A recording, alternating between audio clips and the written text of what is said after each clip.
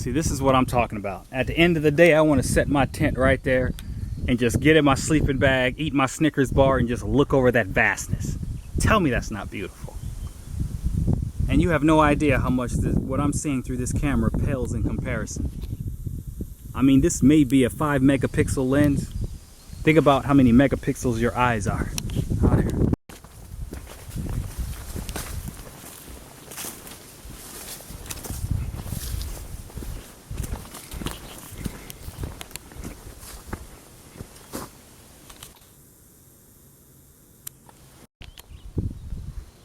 Now this is kind of spooky.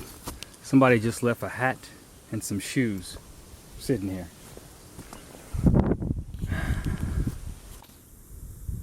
People do some crazy things.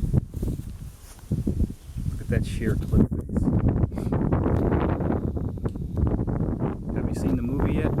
Last of the Mohicans? I'm telling you, it's on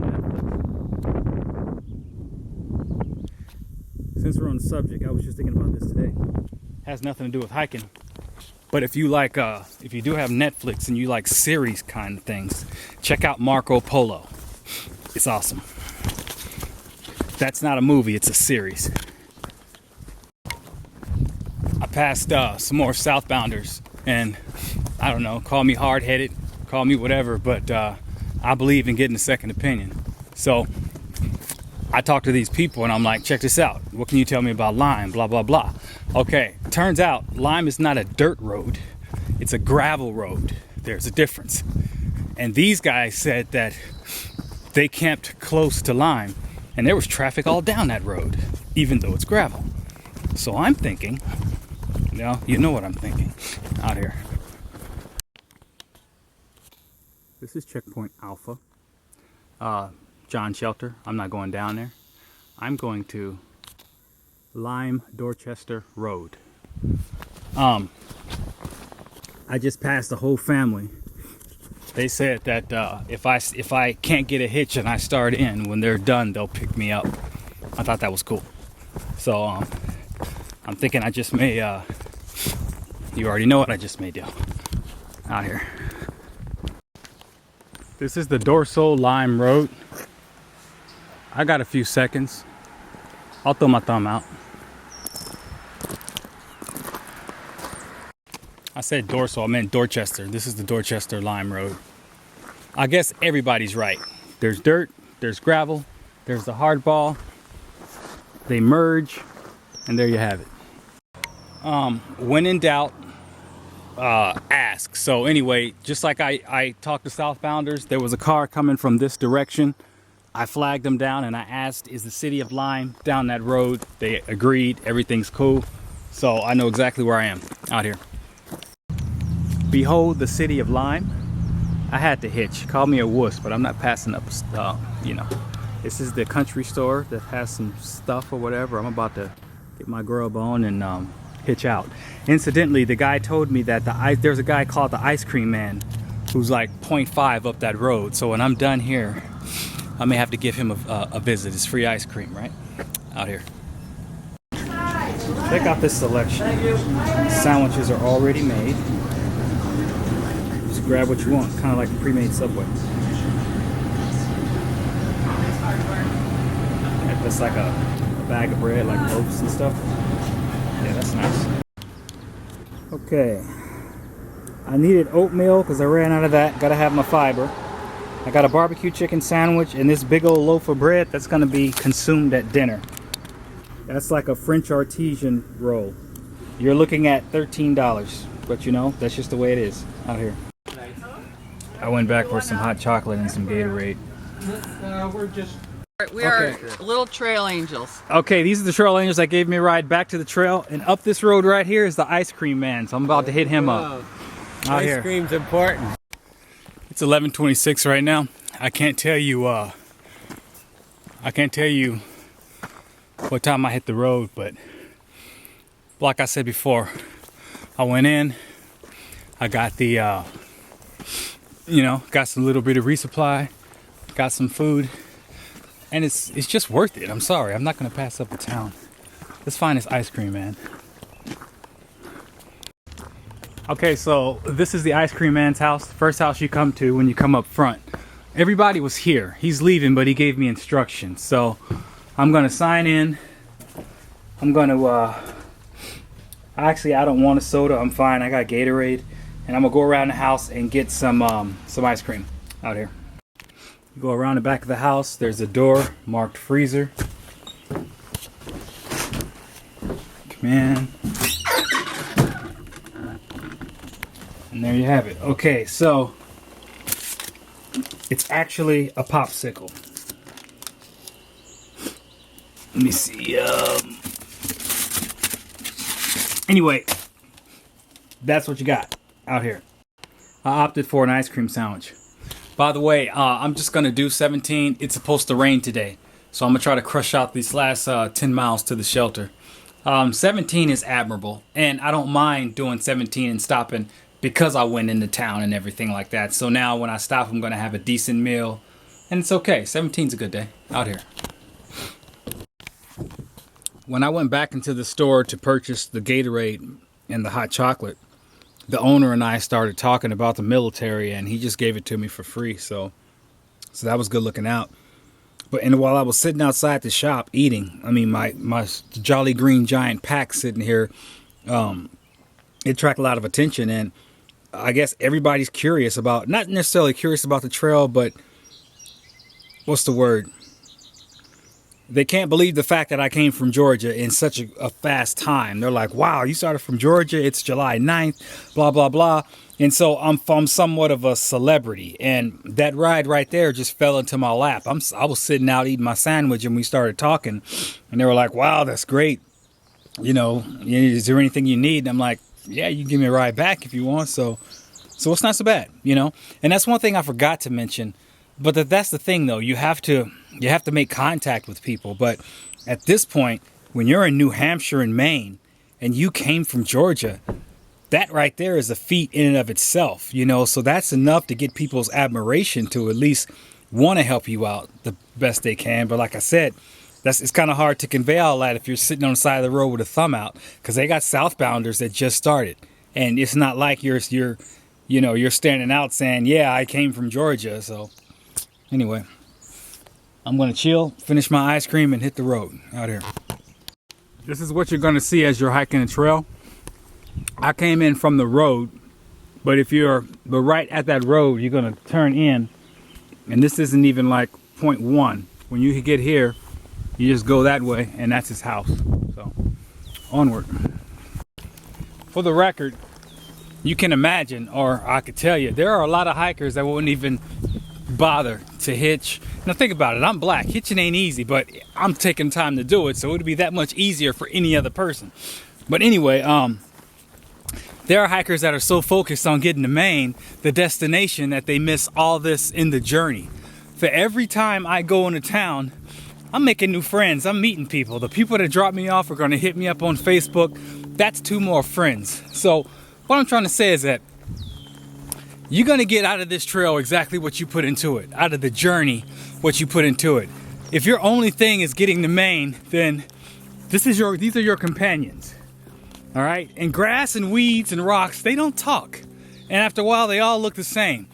So what have you gained? At the end of the day, how have you made yourself a better person? How has your life been more enriched? But when you take these side trips and you meet people and you exchange stories, your story may sound the same. I started in Georgia, I came from Maine. I mean, I can just press play. Like I can record it. Where you from? I do that. But their story is different. And that's what people don't realize. Yeah, I say the same thing and it's boring. But if you open your ears and listen, you're getting something new every single time. Okay, that's the trade-off. So, I mean, I can tell you the same story.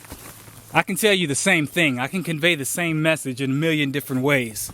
And I'm sure I've started to reiterate myself. But, hey, you know, be sociable. You get what you give. So, there you go. Out here.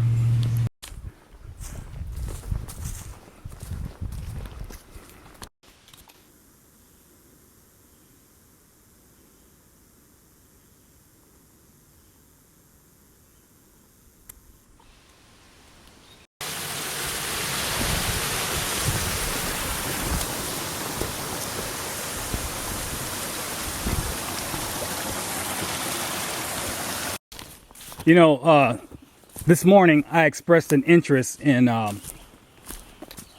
packing or camping on a mountaintop, and it just dawned on me. I forgot that I'm actually hiking in the rainiest season on record, and I mean, even if I didn't know that Cube Mountain didn't have any views, all it would have took was for those people, the ones that gave me the hitch back, to tell me that it's going to rain today, and that would have jarred me back to reality. I'm not about to pitch my tent on the highest mountain 3,000 feet up and be a lightning rod for the storm that will eventually come inevitably, because it's just been raining all the time. And that kind of sucks, because I enjoyed my little New York soiree on top of that mountain. But yeah, I mean, it's just too much anxiety. I mean, the last thing you want to be with metal poles in your tent is on the top of a mountain, raining in a lightning storm. So it just so happens that Cube Mountain doesn't have a view, and I'm not doing it. But even if I were, that right there would have stopped me. And I either would have stayed at the shelter or just went up and over. It sucks with this particular season or weather pattern or whatever, but you know, we'll see what happens. There'll be plenty of opportunities coming up here to camp on a mountaintop where the weather will be perfect, and it's not something I got to plan for. It just happens. Stay tuned and you'll see it. By the way, that sign said it's 412 miles to Maine out here. Let's get her done.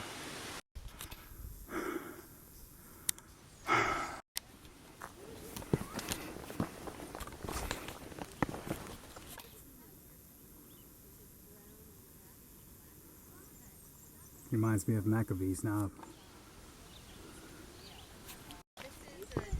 That's a cairn. When I get to the whites, that's what I'll be following instead of white blazes. Except they'll be so big you can stick a human in one. Or a dwarf. So Mrs. Claus over here just hooked me up with all kind of vegetables and wasabi peanuts and everything, and she's even gonna take my trash when I'm done. This is are you in fact the ice cream man? I'm the ice cream man. This is and he's the ice cream man junior. okay, ice cream man junior and junior. So this is who you have to thank for all the ice cream and cokes and stuff. We're all relatedly ice cream man. Okay. Those are the same people that I met when I went to the ice cream man's house. That's the same people that were in the car. I don't know if I took my camera out at that time, but that's what I'm talking about. So now I just met the whole family, up to 3 generations deep. They took my information down, and who knows? They may buy a couple books. They may hit me up on Facebook. I mean, it's all about connecting. That's all I can tell you out here.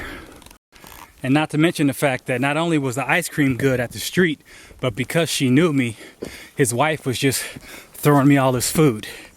See, she wouldn't have done that to some average whoop-de-woo just walking through the trail that never had the time of day to even speak to him. You think about that out here. New Hampshire's like, switchback? Whatever do you mean? This is so much better than hiking in mud.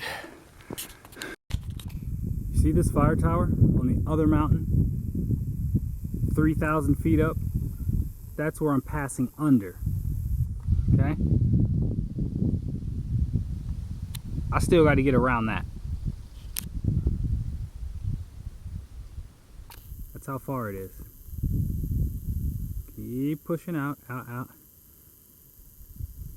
going to go way over there from right here.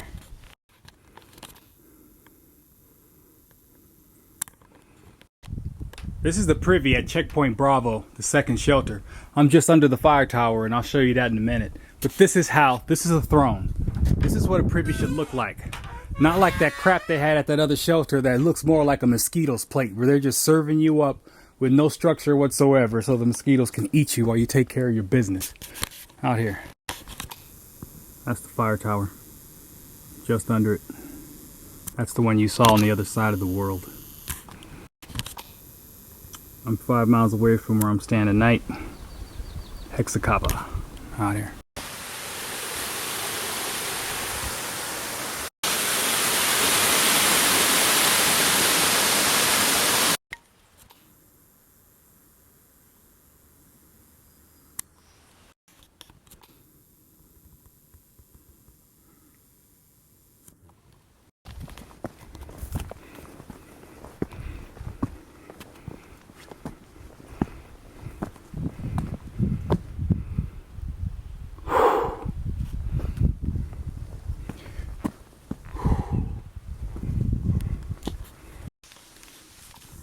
actually raining right now. These signs never cease to amaze me.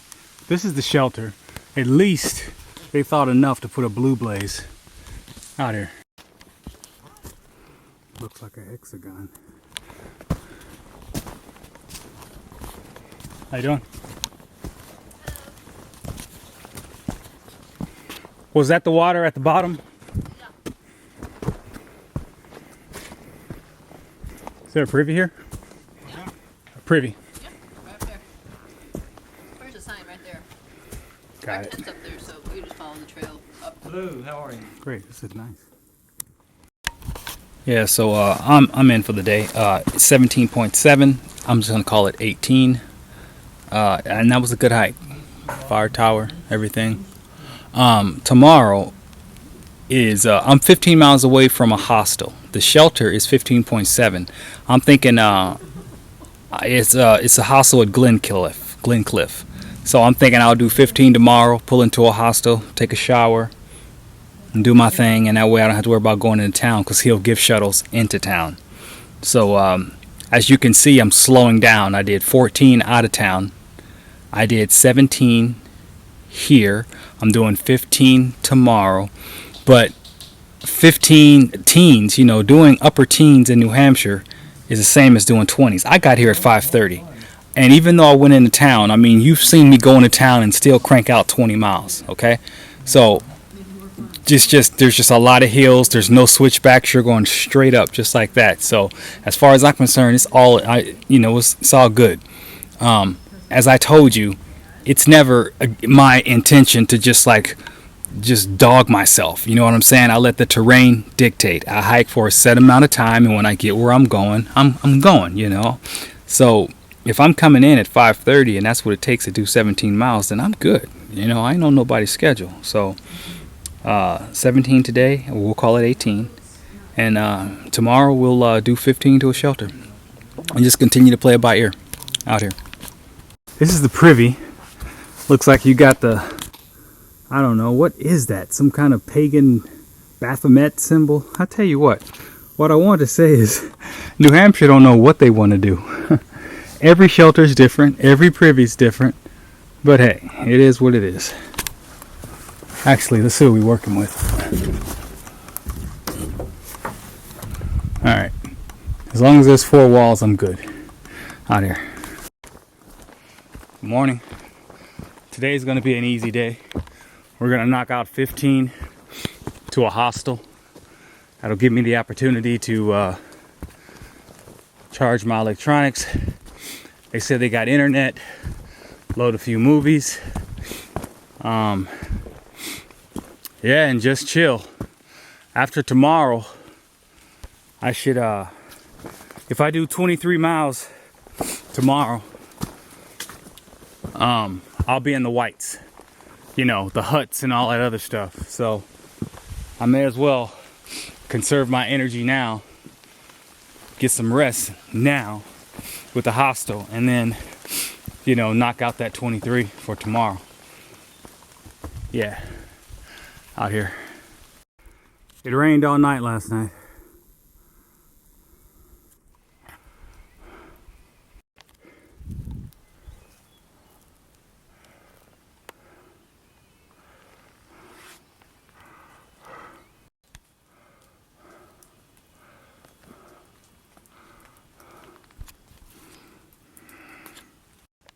Yeah, you'll be crawling up that. In some cases, that's all you'll get for a marker. I don't know if you can see how big it is, but that's not very big at all. And I hit this corner looking for a blaze. You see how the rocks are all have that natural white to them? Good luck trying to find a white blaze, so they put the cairns up here. So you really got to look for the sign of a human hand, I suppose. See that one way up there? If it looks man-made, it's probably a symbol, and you follow it. As I sit here on this summit, all I can do is ask myself, what was that couple thinking when they said that there were no views, that this mountain was not above tree line, the summit? I mean, I'm standing above it all, as you can see. There's rocks. I could pitch my tent anywhere up here. I don't know.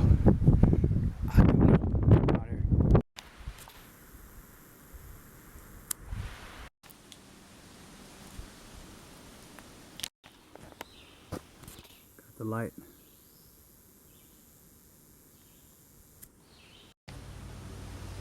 Check that light out.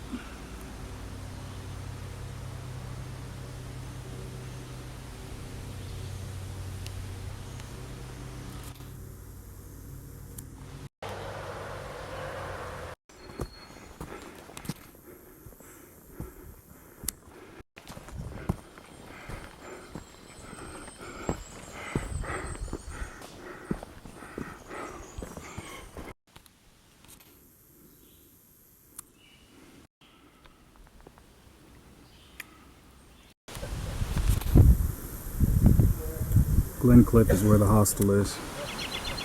4.9 miles, which is color 5.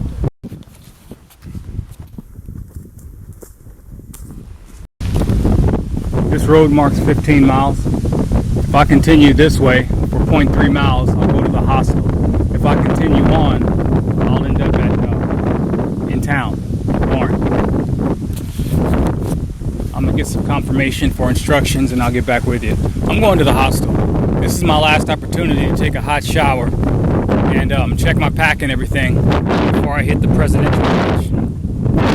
The lights, you know, the huts.